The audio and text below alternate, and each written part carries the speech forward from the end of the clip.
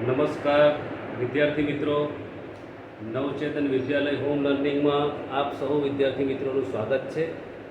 વિદ્યાર્થી મિત્રો, છેલ્લા લેક્ચરમાં આપણે ગણિતની અંદર ખૂબ જ મહત્ત્વની એવી બાબત ગુસા અને લસા તેમજ વિભાજ્યતાની ચાવીઓ એના વિશે આપણે અભ્યાસ કર્યો. વિદ્યાર્થી મિત્રો, આજે આપણે ટકા પર્સન્ટેજ, અંગ્રેજીમાં એને કહીશું આપણે પર્સન્ટેજ, તો એના વિશે આપણે અભ્યાસ કરવાના છીએ. વિદ્યાર્થી મિત્રો, જ્યારે તમારું પરિણામ આવે તો સૌપ્રથમ તમારા રિલેટિવ્સ કે પછી તમારા મિત્રો વચ્ચે ચર્ચા થતી હોય કે શું પરિણામ આવ્યું તારું, કેટલા ટકા પરિણામ આવ્યું. બરાબર છે કે ભાઈ કોઈ વિદ્યાર્થી કહે કે મારા 60% પરિણામ આવ્યું, મારું 80% પરિણામ આવ્યું, મારું 85% પરિણામ આવ્યું, મારું 35% પરિણામ આવ્યું. બરાબર, બે જુદી જુદી શાળાઓ હોય. બરાબર, હવે બે જુદી જુદી શાળા હોય. હવે ઉદાહરણ તરીકે અહીંયા આપણે વાત કરીએ કે અનિતા, બરાબર છે, તો કે અનિતા જે છે એની શાળામાં 400 માર્ક્સની પરીક્ષા લેવાઈ ગઈ અને 400માંથી અનિતાએ 320 ગુણ મેળવ્યા છે. પાયલ એ બીજી શાળામાં અભ્યાસ કરે છે, એની શાળામાં 360 માર્ક્સની પરીક્ષા લેવાયેલી અને 360માંથી એના 300 ગુણ મેળવે છે. હવે વિદ્યાર્થી મિત્રો, અહીં પ્રથમ નજરે જોતા આપણને આ બંને વચ્ચે સરખામણી આપણે કેવી રીતે કરી શકીએ વિદ્યાર્થી મિત્રો, કે કોનું પરિણામ વધારે સારું કહેવાય? કારણ કે અહીં અનિતાએ 400માંથી 320 મેળવ્યા છે અને પાયલે 360માંથી 300 મેળવ્યા છે. તો કોનું પરિણામ સારું કહેવાય એ પરિણામની સરખામણી કરવા માટે આપણે અહીં પર્સન્ટેજ, ટકા, એવું નથી કે શાળાનું પરિણામની સરખામણી કરવા માટે જ, પરંતુ અન્ય કોઈ બાબતો હોય તો એને માટે પણ આપણે આ પર્સન્ટેજનો ઉપયોગ કરતા હોઈએ છીએ. જેમ કે ગામમાં કેટલી સ્ત્રીઓ સાક્ષર છે, ગામમાં સાક્ષરતા કેટલી છે, કેટલી સ્ત્રીઓ ભણેલી છે, તો બે ગામની જ્યારે સરખામણી કરવાની હોય ત્યારે પર્સન્ટેજ શોધીને આપણે એની સરખામણી કરતા હોઈએ છીએ. જેમ કે આપણે કહી શકીએ કે ભાઈ હજીરાની અંદર ધારો કે 3000ની વસ્તી છે અને 3000માંથી ધારો કે 1800 સ્ત્રીઓ છે અને 1800 સ્ત્રીઓમાંથી 600 સ્ત્રીઓએ અભ્યાસ કરેલો છે, ભણેલી છે 600 સ્ત્રીઓ. અને જૂના ગામ છે તો જૂના ગામની અંદર ધારો કે 2000 સ્ત્રીઓ છે અને 2000 સ્ત્રીઓમાંથી 800 સ્ત્રીઓ ભણેલી છે. તો બંને વચ્ચેની સરખામણી કેવી રીતે કરી શકાય વિદ્યાર્થી મિત્રો? તો એવા સમયે આ ટકાનો આપણે ઉપયોગ કરીએ છીએ. ટકા એ હંમેશા 100ના સંદર્ભમાં ગણવામાં આવે છે. હું એમ કહું કે 85% સ્ત્રીઓ જૂના ગામમાં સાક્ષર છે, આવું હું જ્યારે કહેતો હોઉં ત્યારે એનો અર્થ એવો થાય વિદ્યાર્થી મિત્રો કે 100 સ્ત્રીઓમાંથી 85 સ્ત્રીઓ સાક્ષર છે એવું કહેવાય. ધારો કે પરિણામની વાત કરીએ આપણે તો પર્ટિક્યુલર XYZ કોઈક વિદ્યાર્થી છે અને એ વિદ્યાર્થીનું પરિણામ ધારો કે 70% આવ્યું, તો એનો અર્થ એવો થાય વિદ્યાર્થી મિત્રો કે 100 માર્ક્સમાંથી એના 70 માર્ક્સ છે. તો આવું આપણે એને સરખામણી કરી શકીએ. તો સરખામણી કરવા માટે આ ટકાનો ઉપયોગ થતો હોય છે. હવે એ ટકા કેવી રીતે શોધાય? આમ તો તમે પ્રાથમિક શાળાની અંદર અભ્યાસ કર્યો છે, પરંતુ કોરોનાને કારણે આપણે પ્રત્યક્ષ શિક્ષણ મેળવી શક્યા નથી, એટલે થોડીક એના વિશે આપણે ફરીથી ચર્ચા કરી લઈશું વિદ્યાર્થી મિત્રો. તો કેવી રીતે ટકા શોધી શકાય? પહેલાં તો કે જેના ટકા આપણે શોધવાના છે, જેમ કે અનિતાએ 400માંથી 320 ગુણ મેળવ્યા છે, તો અનિતાએ કેટલા ગુણ મેળવ્યા છે? 320. તો જેટલા ગુણ મેળવ્યા છે, જે સંખ્યાનો સંદર્ભ, જે સંખ્યાના આપણે પર્સન્ટેજ શોધવાના છે એને આપણે અંશમાં લઈશું વિદ્યાર્થી મિત્રો. અને જેટલામાંથી ટોટલ જે કુલ છે તે કુલને આપણે, જે કુલ સંખ્યા છે એને આપણે 400 અહીંયા આપણે નીચે દર્શાવીશું. જેમ કે હમણાં મેં તમને વાત કરી કે જૂના ગામની અંદર 2000 સ્ત્રીઓ છે અને 2000 સ્ત્રીઓમાંથી કે ભાઈ 1200 સ્ત્રીઓ અભ્યાસ કરેલો છે, 1200 સ્ત્રીઓ સાક્ષર છે. તો કેટલી સ્ત્રીઓ સાક્ષર છે? 1200 સ્ત્રીઓ સાક્ષર છે. કેટલી ટોટલ સ્ત્રીઓ છે? 2000 સ્ત્રીઓ છે. તો આ રીતે એને અપૂર્ણાંકમાં દર્શાવીશું આપણે. એમાં જે સંખ્યાના આપણે પર્સન્ટેજ કાઢવાના છે તેને આપણે અંશમાં દર્શાવીશું. જે કુલ છે, જેના સંદર્ભમાં આપણે કાઢવાનું છે તેને આપણે છેદમાં દર્શાવીશું અને પછી એ અપૂર્ણાંકને આપણે 100 વડે ગુણાકાર કરી દઈશું. તો વિદ્યાર્થી મિત્રો, આ રીતે આપણે એનો ગુણાકાર કરીએ તો 100ના આ છેલ્લા બે બિંદુના પહેલાં છેલ્લા બે શૂન્ય ઉડી જાય છે, અહીંયા આ શૂન્ય ઉડી જાય છે અને અહીંયા ભાગાકાર કરીએ એટલે 2 × 12 એટલે 60%. તો આપણે કહી શકીએ કે ભાઈ 60 જૂના ગામની અંદર 60% સ્ત્રીઓ સાક્ષર છે, એટલે કે 100 સ્ત્રીઓએ 60 સ્ત્રીઓ સાક્ષર છે, આવું આપણે કહી શકીએ. વિદ્યાર્થી મિત્રો, હવે આપણે અનિતા અને પાયલની વાત કરીએ કે અનિતા અને પાયલની સરખામણી કેવી રીતે કરી શકીએ આપણે? બંનેમાંથી કોણ હોશિયાર છે?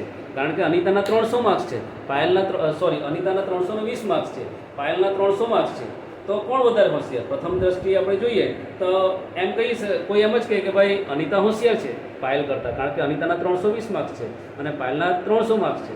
પરંતુ વિદ્યાર્થી મિત્રો, આ રીતે સરખામણી ન કરી શકાય. એના માટે આપણે પર્સન્ટેજ એટલે કે ટકા શોધવા પડે. તો અહીંયા આપણે અનિતાના ટકા શોધીએ આપણે, તો અનિતાએ કેટલા ગુણ મેળવ્યા છે? 320 ગુણ મેળવ્યા છે. કેટલામાંથી મેળવ્યા છે? 400માંથી મેળવ્યા છે. તો એનું અપૂર્ણાંક સ્વરૂપ આપણે દર્શાવ્યું 320/400, એને આપણે 100 વડે ગુણીએ છીએ. તો અહીંયા હું છેદ ઉડાવું છું, આ શૂન્ય શૂન્ય નીકળી જાય છે, બરાબર છે. ત્યાર પછી 320/4 કરીએ તો 320/4 આપણે કરીશું વિદ્યાર્થી મિત્રો. 8 ચોક 32, 32માંથી 32 જાય તો 0, ઉપરથી કરીશું 4 × 0 0 એટલે 0 આવી ગયા. તો અહીંયા મિત્રો અનિતાના જે ગુણ છે એ 80%. અને વિદ્યાર્થી મિત્રો, ટકાને આ રીતના આવા ચિહ્ન વડે આપણે એને દર્શાવીએ છીએ. આ જે ચિહ્ન છે તે પર્સન્ટેજનું ચિહ્ન છે, ટકાનું ચિહ્ન છે. 80%. એનો અર્થ એવો થાય વિદ્યાર્થી મિત્રો કે અનિતાએ 100માંથી 80 ગુણ મેળવ્યા છે, આવું થાય. હવે આપણે પાયલને પર્સન્ટેજ કાઢીએ. પાયલના કેટલા ટકા છે તે જોઈએ વિદ્યાર્થી મિત્રો. તો આ શૂન્ય શૂન્ય આપણે ઉડાવી દીધું અહીંયા. ત્યારબાદ 300 અહીંયા છેદ ઉડાવીએ આપણે. 5 × 10, અહીંયા થશે 18 × 36, આ બે ઉડી ગયા. ત્યારબાદ 6 તરી 18 અને અહીંયા 100 × 3 300. વિદ્યાર્થી મિત્રો, છેદ ઉડાડતા તમને આવડતું હશે. ત્યારબાદ અહીંયા વિદ્યાર્થી મિત્રો આપણે ફરીથી એની ગણતરી કરીશું. અહીંયા થોડું કન્જસ્ટેડ થઈ ગયું છે.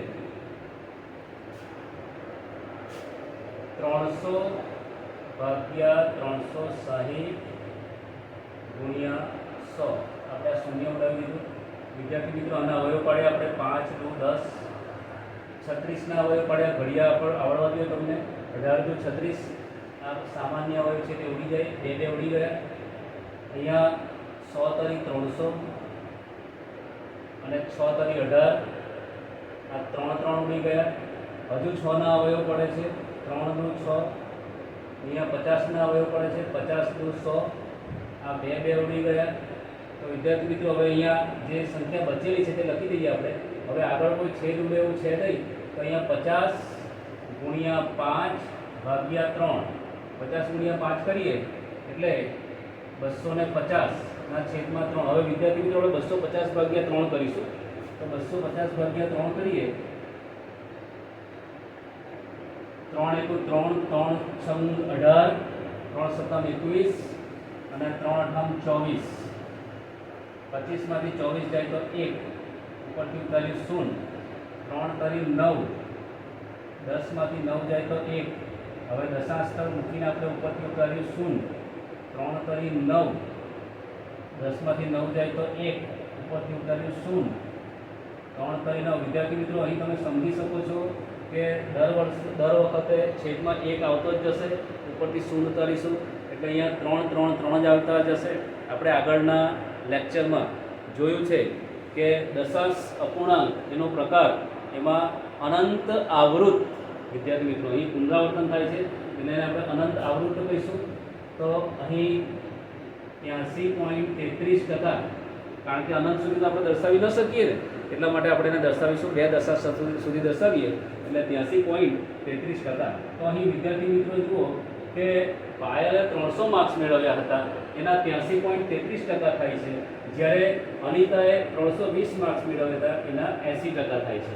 તો હવે આપણે પિક્ચર અહીંયા ક્લિયર થાય છે કે કોણ વધારે હોશિયાર છે, અભ્યાસમાં કોણ વધારે હોશિયાર છે. તો કે આને આધારે આપણે કહી શકીએ કે પાયલ જે છે એના 83% મેળવેલા છે, 83.33% છે. જ્યારે અનિતાના માત્ર 80% છે, 3%નો ફરક છે. એટલે પાયલ અહીં જે અનિતા કરતાં થોડી હોશિયાર છે.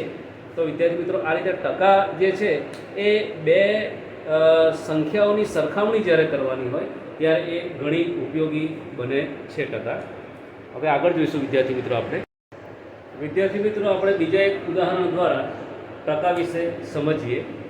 તો અહીં આપેલ આકૃતિમાં છાयांકિત ભાગને ટકા સ્વરૂપે દર્શાવવાનું કીધું છે. વિદ્યાર્થી મિત્રો અહીં એક પાઈ ચાર્ટ આપ્યો છે. આ પાઈ ચાર્ટની અંદર આપણે 1 2 3 4 ને 5 સરખા એના ભાગ કરેલા છે. તો એ 5 સરખા ભાગ કરેલા છે. એમાંથી આપણે આ 3 જે ભાગ છે, એક ભાગ, આ બીજો ભાગ અને આ ત્રીજો ભાગ, આ 3 ભાગને આપણે છાयांકિત કરેલા છે, શેડ દ્વારા દર્શાવેલા છે. તો એને આ જે ભાગ છે કેટલા ટકા ભાગ છે? આ વર્તુળ જે છે તે વર્તુળ, આખું વર્તુળ એટલે 100% કહેવાય. એમાંથી આ જે છાयांકિત ભાગ છે એ કેટલા ટકા છે એના વિશે આપણે આજે વાત કરીશું. તો કે 3 ભાગ આપણે 5 સરખા ભાગ કરેલા છે. કુલ કેટલા ભાગ છે વિદ્યાર્થી મિત્રો? હંમેશા જે છેદમાં આપેલું છે તે કુલ આવશે અને જે અંશમાં છે જેના આપણે ટકા દર્શાવવાના છે તે અંશમાં આવશે. તો કુલ કેટલા ભાગ છે? તો 5 ભાગ છે. એટલે આપણે એને છેદમાં દર્શાવીએ. એમાંથી કેટલા ભાગમાં આપણે ટકા દર્શાવવાના છે? તો કે 3 ભાગમાં દર્શાવવાના, એટલે 3/5. એને આપણે 100 વડે ગુણાકાર કરીશું.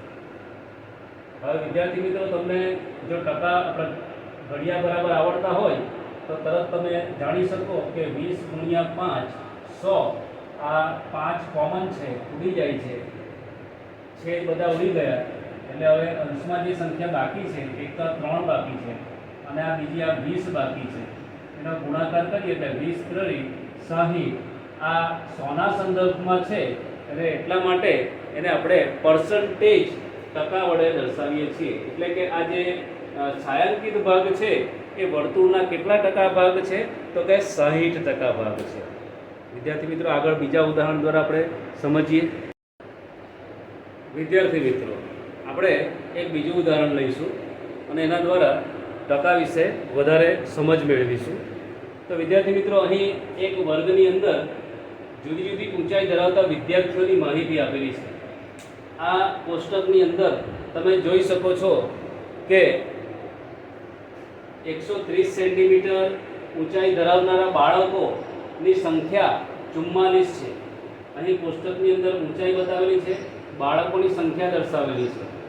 તો 130 સેન્ટીમીટર ઊંચાઈ દર્શાવતા કેટલા બાળકો છે? તો કે 44 બાળકો છે. ત્યાર પછી આગળ જોઈએ 140 સેન્ટીમીટર ઊંચાઈ ધરાવતા કેટલા બાળકો છે?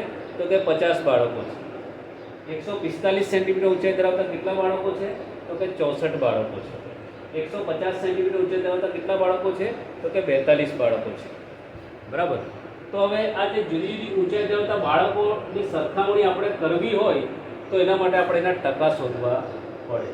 તો વિદ્યાર્થી મિત્રો એને માટે આપણે ધારો કે 130 સેન્ટીમીટર ઊંચાઈ ધરાવતા બાળકોની ટકા શોધવા હોય તો કેટલા બાળકો છે?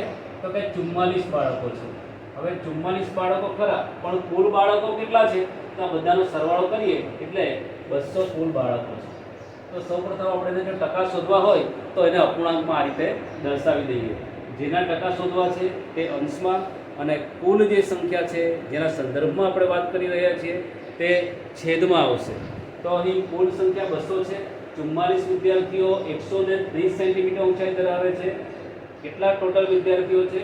200 વિદ્યાર્થીઓ છે. તો એના ટકા શોધવા માટે આપણે આ જે અપૂર્ણાંક છે એ અપૂર્ણાંકને આપણે 100 વડે ગુણીશું એટલે એના ટકા આપણને મળી જશે. તો અહીંયા આ 2 મીંડા શૂન્ય ઉડી જાય છે એટલે અહીંયા આવશે 44/2. તો 44/2 કરવા હોય તો વિદ્યાર્થી મિત્રો 11 × 44, આ 2 ઉડી જાય એટલે અહીંયા આવશે 11. આ છેદો અહીંયા ઉપર 11 આવે છે એટલે 11 × 1 કરીએ એટલે જવાબ આવશે આપણો 11%. તો વિદ્યાર્થી મિત્રો અહીં 11% બાળકો એવા છે કે જે 130 સેન્ટીમીટર ઊંચાઈ ધરાવે છે. વિદ્યાર્થી મિત્રો અહીં થોડી ભૂલ છે. આપણે અહીંયા છેદ ઉડાડવામાં ભૂલ કરી છે. 44/2 કરીએ તો અહીંયા આપણે 11 × 44 પણ 11 × 4 44 થાય એટલે 2 × 4 એટલે 11 દુ 22 એટલે 22% થશે વિદ્યાર્થી મિત્રો. અમારી ભૂલ છે વિદ્યાર્થી મિત્રો. જ્યારે પણ આપણાથી કોઈ ભૂલ થાય તો એને સ્વીકારી લેવી જોઈએ, બરાબર છે. ભૂલ થાય પણ ભૂલને સ્વીકારવી એ બહુ મહત્ત્વની વસ્તુ છે. તો વિદ્યાર્થી મિત્રો, આ રીતે આપણે ટકા શોધી શકીએ. 130 સેન્ટીમીટર ઊંચાઈ ધરાવતા કેટલા વિદ્યાર્થીઓ છે? તો 22% વિદ્યાર્થીઓ 130 સેન્ટીમીટર ઊંચાઈ ધરાવે છે. આવી જ રીતે બાકીના 140 સેન્ટીમીટર ઊંચાઈ ધરાવતા કેટલા વિદ્યાર્થીઓ, કેટલા ટકા વિદ્યાર્થીઓ છે? 145 સેન્ટીમીટર ઊંચાઈ ધરાવતા કેટલા ટકા વિદ્યાર્થીઓ છે? 150 સેન્ટીમીટર ઊંચાઈ ધરાવતા કેટલા ટકા વિદ્યાર્થીઓ છે? આ તમારે ગૃહ કાર્યમાં તમારી જાતે કરવાનું છે વિદ્યાર્થી મિત્રો. વિદ્યાર્થી મિત્રો, ઉદાહરણ જે આપણે આગળનું ઉદાહરણ જોયું એમાં જે કોષ્ટકમાં જે ખાલી જગ્યાઓ આપણે રહેવા દીધી છે એ તમારે ગૃહ કાર્યમાં કરવાની છે. આ ઉપરાંત બીજું ગૃહ કાર્ય છે, અહીં ટકામાં રૂપાંતર કરવાનું છે. આપણે હમણાં શીખી ગયા વિદ્યાર્થી મિત્રો. હવે 1/8 છે, એને તમારે ટકામાં રૂપાંતર કરવું હોય તો સ્વાભાવિક છે તમે 1/8 તમે 100 વડે ગુણશો એટલે એ ટકામાં રૂપાંતરિત થઈ શકશે. અહીંયા તમારે છેદ ઉડાડવાના છે અને છેદ ઉડાડ્યા બાદ જો આગળ છેદ ન ઉડે તો પછી ભાગાકાર કરીને આપણે જેવી રીતે આગળ જે પાયલના ગુણ મેળવ્યા 83.33% ભાગાકાર કરીને એટલે તમે પર્સન્ટેજ અહીં શોધી શકશો. એ જ પ્રમાણે વિદ્યાર્થી મિત્રો 0.65 છે, તો 0.65ને પહેલાં તો આપણે અપૂર્ણાંકના સ્વરૂપમાં દર્શાવવો પડશે. તો 0.65ને અપૂર્ણાંકના સ્વરૂપમાં દર્શાવીએ એટલે 65ના છેદમાં, તો અહીંયા દશાંશ અપૂર્ણાંક છે. દશાંશ પછી જેટલી સંખ્યા હોય વિદ્યાર્થી મિત્રો, અહીંયા દશાંશ સ્થળ છે એના પછી તમે જુઓ 1 અને 2 બે અંક છે, તો અહીં આપણે 2 શૂન્ય મૂકીશું એટલે 1 પછી 2 શૂન્ય મૂકીશું એટલે છેદમાં લખીશું 100 અને એને તમે 100 વડે ગુણશો એટલે તમારો જવાબ આવી જશે. વિદ્યાર્થી મિત્રો, અહીંયા 100 ઉડી જાય એટલે જવાબ 65% આવશે અને જવાબ તમને કહી દીધો વિદ્યાર્થી મિત્રો. એ જ પ્રમાણે અહીં તમે જુઓ 12.35 છે વિદ્યાર્થી મિત્રો. 12.35 છે તો એને અપૂર્ણાંકમાં કેવી રીતે દર્શાવશો? તો લખશો તમે 12.35ના છેદમાં દશાંશ સ્થળ પછી જોવાની કેટલી સંખ્યા છે વિદ્યાર્થી મિત્રો? તો 1 અને 2 એટલે 2 સંખ્યા છે એટલે 2 શૂન્ય આવશે. એક સંખ્યા હોય તો 1 શૂન્ય આવે, 2 સંખ્યા એટલે 2 શૂન્ય આવશે. તો છેદમાં 100 આવશે, એને તમે 100 વડે ગુણશો એટલે તમને ટકા એના મળી જશે. ત્યાર પછી વિદ્યાર્થી મિત્રો, અહીં એક બીજો પ્રશ્ન છે, 250ના 15% એટલે શું? વિદ્યાર્થી મિત્રો, અહીં ટકા શોધવાના નથી, આપણે ટકામાં રૂપાંતરિત નથી કરવાનું. અહીંયા 250ના 15% એટલે શું? અને આપણે બીજી રીતે સમજીએ કે 250 એક શાળાની અંદર 250 વિદ્યાર્થીઓ છે, એમાંથી 15% વિદ્યાર્થીઓ જે છે તે બક્ષીપંચના છે, એટલે કે બક્ષીપંચ કાસ્ટના છે એવું આપણે ધારો કે કહીએ. અથવા તો એમ કહીએ કે ભાઈ 15% વિદ્યાર્થીઓ કે ભાઈ ફલાણા કોઈ એક ગામમાંથી આવે છે. 250 ધારો કે આપણે આપણી શાળાની વાત કરીએ તો 250 વિદ્યાર્થીઓમાંથી 15% વિદ્યાર્થીઓ રાજગરી ગામથી આવે છે. તો કેટલા વિદ્યાર્થીઓ આવે છે? તો એ આપણે શોધવું હોય તો કે 250ને તમારે 15 વડે ગુણવાના અને 100 વડે ભાગવાના. તો આ રીતે જ્યારે પણ વિદ્યાર્થી મિત્રો જે કોમ્પિટિટિવ એક્ઝામ લેવાતી હોય છે, જે પરીક્ષાઓ સ્પર્ધાત્મક પરીક્ષાઓ લેવાતી હોય છે, તલાટીની પરીક્ષા કે પછી જીપીએસસીની પરીક્ષા કે પછી યુપીએસસીની પરીક્ષા, તો એની અંદર પણ આ ટકા વિશેના જે પ્રશ્નો છે એ પૂછાતા હોય છે. એટલે જો તમને એનું પ્રાથમિક જ્ઞાન હોય તો તમે ખૂબ જ સરળતાથી એ પ્રશ્નોના જવાબ આપી શકો વિદ્યાર્થી મિત્રો. એટલે આ બહુ મહત્ત્વનું છે. આજે ટકા આજે આપણે જે અભ્યાસ જે કર્યો છે ટકા વિશે એ ખૂબ જ મહત્ત્વનો છે. આ જ્ઞાન આપણી પાસે હોવું જ જોઈએ. અને એ જ્ઞાન તમે ધારો કે ભવિષ્યની અંદર તમે કોઈક વ્યવસાય કરતા હોય તો વ્યવસાયની અંદર પણ આ જ્ઞાન તમને મદદરૂપ થશે વિદ્યાર્થી મિત્રો. તો આ રીતે 250 વિદ્યાર્થીઓમાંથી કુલ જૂનાગામ નવચેતન વિદ્યાલય જૂનાગામની અંદર 15% 250 વિદ્યાર્થીઓમાંથી 15% વિદ્યાર્થીઓ જે છે એ રાજગરીથી આવે છે. તો રાજગરીથી કેટલા વિદ્યાર્થીઓ આવે છે આપણે શોધવું હોય તો 250ને આપણે 15 વડે ગુણી દઈશું અને 100 વડે ભાગી દઈશું વિદ્યાર્થી મિત્રો. તો આ રીતે આપણે છેદ ઉડાડીએ, શૂન્ય શૂન્ય ઉડી જાય છે. અહીંયા 5 તારીખ 15, અહીંયા 5 નું 10, 5 5 ઉડી ગયા એટલે 25 તારીખ 75, 75ના છેદમાં 2, 75 ભાગ્યા 2 કરશો એટલે એટલા વિદ્યાર્થીઓ રાજગરીથી આવે છે એવું આપણે કહી શકીએ વિદ્યાર્થીઓ. તો આ રીતે જે સંખ્યા તમારે શોધવાની છે એ સંખ્યા તમે આ રીતે 250ના 15% એટલે કેટલા તો એ રીતના તમારે શોધવાનું છે. એ જ રીતે 2500ના 20% એટલે કેટલા તો 2500 ગુણ્યા 20 ભાગ્યા 100 કરશો એટલે તમને એ સંખ્યા મળી રહેશે. તો વિદ્યાર્થી મિત્રો, આ સાથે આજનો તાસ અહીં આપણે પૂર્ણ કરીએ છીએ. અને જે કંઈ પણ ગૃહ કાર્ય અહીં આપવામાં આવ્યું છે એ તમારી નોટની અંદર લખજો. અને ટકા વિશેના બીજા કોઈ પ્રશ્ન હોય તો એ તમે વોટ્સએપ ઉપર મને પૂછી શકો, ફોન કરીને પણ મને પૂછી શકો, જે કંઈ પણ ન આવડતું હોય તો. આ સાથે આજનો તાસ સમાપ્ત કરી છે. આપ સૌનો ખૂબ ખૂબ આભાર વિદ્યાર્થી મિત્રો. Thank you very much.